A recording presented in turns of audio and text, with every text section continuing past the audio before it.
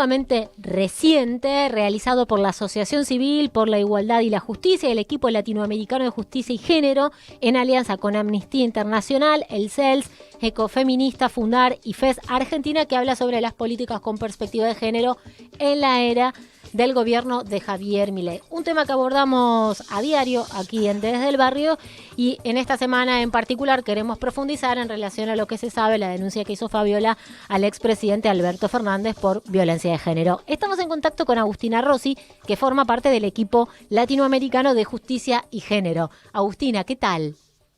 Hola, ¿cómo están? Un Bien, gusto. gracias por el rato y por ese trabajo dando cuenta de la situación actual de nuestro país en relación a las políticas con perspectiva de género. No sé muy bien por dónde querés empezar, qué es lo que te parece importante compartir en este marco, ¿no? En este contexto donde tenemos a un expresidente de la Nación con una denuncia de su exmujer por violencia de género, en medio también de una maraña de las empresas de comunicación, me parece, ¿no? Y del Poder Judicial.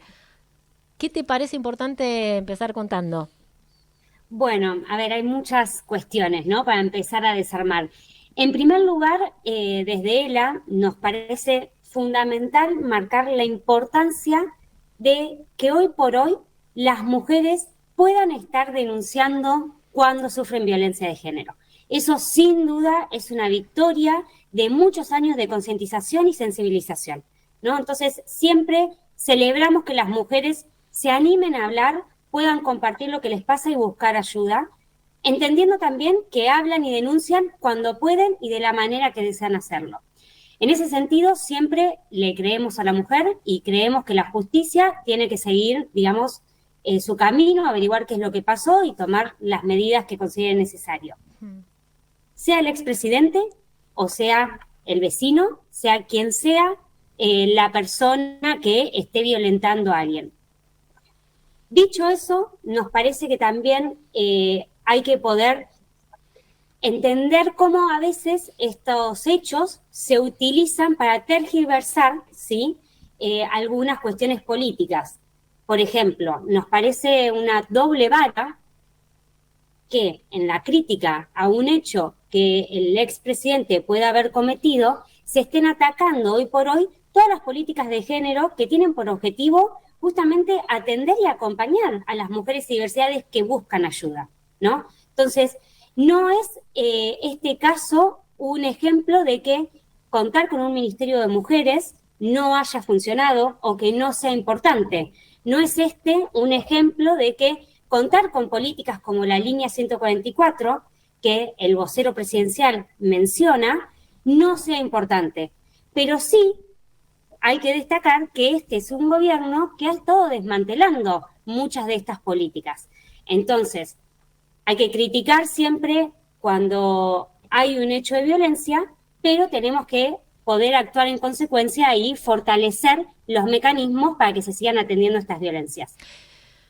Eh, sí, con la línea 144 quiero mencionar, porque lo trajo, digamos, a Sí. discusión el vocero y me parece un caso muy importante que discutamos, que es una de las tantas políticas afectadas por el cierre de la Subsecretaría de Violencias. No sé si todos saben que, obviamente, cuando se cerró el Ministerio de Mujeres en diciembre, luego pasamos a tener una subsecretaría, ¿no? Una subsecretaría de protección contra las violencias. Esa subsecretaría sobrevivió 6 meses, periodo durante el cual nosotras hicimos este monitoreo que mencionan y donde observamos que se habían paralizado completamente todos los programas y todas las políticas, incluyendo la línea 144, y luego, a partir del 1 de julio, nos encontramos con el cierre definitivo de la subsecretaría y con el despido de, por ejemplo, casi el 40% de las personas que atienden la línea telefónica. Entonces hoy, si van a llamar a la línea que el vocero presidencial anuncia, hay turnos donde solo hay 2 personas atendiendo la demanda de todo un país, ¿no? Entonces, bueno, esas cosas creo que son las que nos tienen que alertar en este contexto. Sí, cuando yo estaba repasando este informe que hicieron ustedes, daba cuenta que la desfinanciación llegaba al 65%. En la actualidad debe ser aún mayor ese número.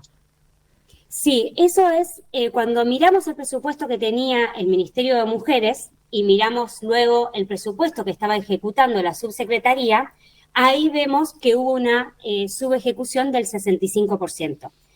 Cuando miramos programas puntuales, por ejemplo, la línea 144 de la que estamos hablando, vemos que se redujo un 28% la ejecución de su presupuesto. Y también quiero mencionar, estamos en agosto, el presupuesto que tiene asignado ya se cubrió en el 85%.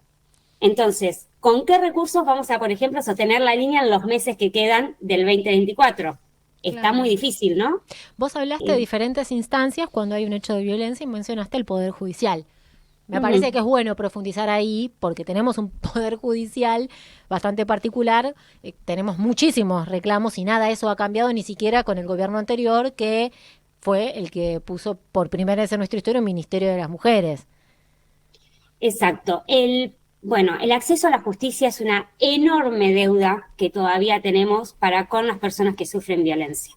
Hoy por hoy, aunque se diga que la violencia de género no existe, como dicen en muchos discursos oficiales, sabemos que una de cada dos mujeres ha sufrido violencia en algún momento de sus vidas y sin embargo, muchas veces cuando van a hacer una denuncia, cuando van a buscar ayuda, no les creen o se inicia toda una ruta crítica. Una ruta crítica es los distintos pasos que tiene que dar una mujer en el proceso de buscar ayuda, donde es revictimizada una y otra vez. La hacen contar su historia de manera constante, no recibe muchas veces el patrocinio jurídico que necesita para sostener esa causa, ¿sí? Acá, por ejemplo, por ley, el Estado debería garantizar que toda persona que haya sufrido violencia cuente con un abogado o abogada especializada en género para llevar su causa.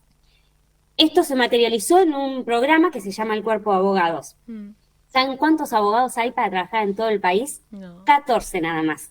Entonces, justamente cuando hablamos de cómo las mujeres, ¿por qué las mujeres no denuncian? ¿Por qué no buscan ayuda? Bueno, ¿A dónde? es muy difícil.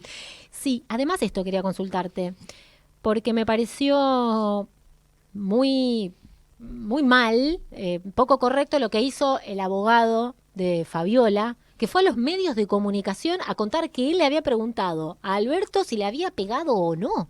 Digo, es todo lo que está mal eso, en un canal de televisión además. Mira, justo no vi ese fragmento de la entrevista. Sí me parece que hubo mucho manoseo, vamos a decir, porque se salió a hablar públicamente de esto cuando Fabiola todavía técnicamente no había presentado la denuncia y es ella la persona que tiene que decidir cuándo y cómo va a ser público su caso, ¿no? No porque un caso involucre al expresidente puede aparecer en todos los medios de comunicación violando el derecho a la intimidad que tiene cualquier víctima. Totalmente. Entonces, ahí realmente hubo, por parte, digamos, de los medios de comunicación y también se difundió mucho en redes sociales, mucho manoseo que la expusieron de manera innecesaria. Totalmente. Vos sabés que no puedo dejar de pensar, Agustina, en el movimiento de tenaza que hace este Estado, ¿no es cierto? Por un lado con este desmantelamiento que describís en la nota y con este desfinanciamiento, pero por otro lado sobre una construcción social que dio lugar a estas políticas de Estado, que tiene que ver con este maltrato y que tiene que ver con estas, como que también tenemos que mirar el mensajero de esto, ¿no? Y el mensajero es justamente quien destruye las políticas de Estado, porque el Grupo Clarín y porque todos los sectores políticos, porque existe esa variable en este caso, les importa tres carajos revictimizar y no dejarle opción a la víctima de decir cuándo, cómo y dónde ella lo va a expresar, entre tantas otras cosas, lo cual me parece que le baja el precio y atenta contra esa construcción colectiva. Está haciendo un negocio, está tomándose la información como un negocio, como una mercancía y aparte están aprovechando la oportunidad política. Más o menos yo lo asocio, no sé vos Agustina, y no me quiero meter tampoco en particularidades, pero con el caso de Brigger, ¿no? Que salió también un mediático a contar algo que le sucedía a otras mujeres, ¿no? A publicar algo que no le correspondía, ¿no? Hay como que, claro, hay un montón de condimentos acá, en este caso en particular. Bueno, hay una idea del consentimiento, ¿no? Y de darle el lugar a la persona que está haciendo la denuncia, que está pasando por una situación que sin duda es muy difícil, que no se está respetando. Y esto justamente sucede cuando lo que se busca es atacar, deslegitimar una agenda, ¿no? Digo, de una manera poco constructiva. Claro. Que nosotros siempre es también algo que queríamos mostrar con este monitoreo de las políticas públicas, decir, bueno, sin duda había mucho por mejorar, pero no es destruyendo todo lo que hay que vamos a avanzar. Entonces, el camino, lo dijimos hasta antes del día de ayer, el camino no es negar la violencia de género, Claro que no. y hoy lo que decimos también, el camino no es utilizar casos de violencia de género para criticar políticas públicas o decir que lo que se ha hecho no funcionó. Digamos, esos usos políticos lo único que hace es dejar a las víctimas muchísimo más expuestas a la violencia. Sí, totalmente. Es medio una pavada lo que voy a decir, pero sería como que tendríamos que cerrar el Ministerio de Salud porque hay gente que se sigue enfermando. No, no funciona así. Tener un ministerio además es un trabajo transversal. Bueno, pero estamos en un momento donde hay una degradación de absolutamente todo, hasta del pensamiento, ¿no? Porque se dice casi cualquier cosa sin tener en cuenta nada en el medio, la verdad. Pero bueno, ese es otro plano, las empresas de comunicación y cómo eso se regula y las redes sociales, ¿no? Yo creo que el mensaje que nos tiene que dejar este hecho que hoy está, bueno, es sin duda el tema de la agenda hoy, es si las políticas públicas para prevenir y atender las violencias no son más necesarias que nunca, ¿no? Ya quedó demostrado que la violencia existe, digo, lamentablemente con un nuevo hecho venimos igual de tener un femicidio el fin de semana. Sí. Entonces, ahora este es un tema de agenda porque es un expresidente y tiene otro nivel de visibilidad, pero en Argentina tenemos un femicidio cada 35 horas. O sea, no hay que esperar ni 2 días para volver a tener una demostración de que la violencia existe y de que necesitamos estas políticas, las necesitamos en el gobierno anterior, las necesitamos ahora. No es una cuestión de ideología de género o ideología política como muchas veces nos quieren hacer creer. Sí, y también para no desanimarnos o para que no se desanime quien nos está escuchando, no es que todo lo que se ha hecho no ha resultado nada positivo. Hace algunos días nosotros hablábamos acá con una amiga de una chica que un tipo mató, un femicidio en San Luis, estaban en el proceso judicial y después me terminaron contando las compañeras que el juicio del femicidio de Joana Galdeano, bueno, encontró la condena a perpetua a Juan Carlos Solalinde, que es algo muy importante también. Tenemos también en diferentes partes de nuestro país y también de la región, Juan d'Artes, ¿no? Donde hay condenas a femicidas o a diferentes tipos violentos. Algo hemos aprendido y trabajado, pero bueno, falta un montón y para eso necesitamos un Estado presente, no violento. Exacto, y que, insisto, como arrancamos hablando, ¿no? Que hace unos años hubiese sido impensado que alguien se anime a denunciar a una persona como un expresidente. Digo, y probablemente la mayoría de la gente no lo hubiese creído. Es muy valioso que exista la posibilidad de denunciar, que exista la posibilidad de buscar ayuda y que la gente te crea. Eso debería ser sin, digamos, querer generar grieta o querer desarmar las políticas que existen, ¿no? Bien, bueno.